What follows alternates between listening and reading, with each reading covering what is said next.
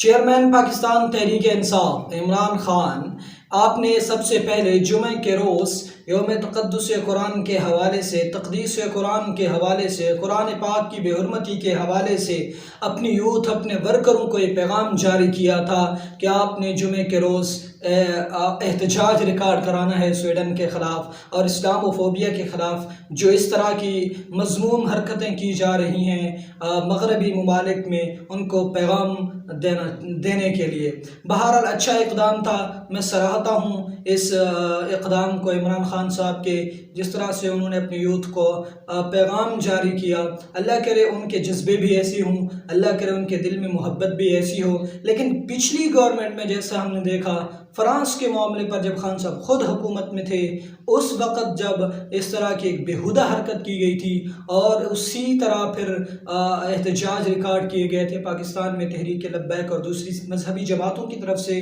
तो खान साहब के दौर हुकूमत में उन पर बहुत बड़े मज़ालिम ढाए गए थे, सीधे सीधे फायर तक कर दिए गए थे। मगर अब चूँकि खान साहब हुकूमत में नहीं है, तो बहरहाल मैं फिर भी उनको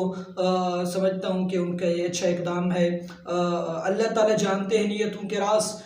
क्या उनके दिल में है क्या नहीं है उनके दिल में। लेकिन कुरान के मुक़द्दस के हक़ में इस वक्त वो सबसे पहले उन्होंने आवाज़ लगाई है। खैर मजहबी और सियासी जमातों ने सोशल मीडिया पर तो सब ने बयान दागे हैं, सब ने अपने अपने बयान और एहतजाज रिकॉर्ड किया है। अमली मैदान में उन्होंने पहले कदम रखा जुमे के रोज़ के हवाले से, फिर खैर हुकूमत ने भी और सियासी और मजहबी तमाम तर जमातों ने इस बात की तायीद की है कि वो इंशाअल्लाह जुमा के रोज़ अपने अपने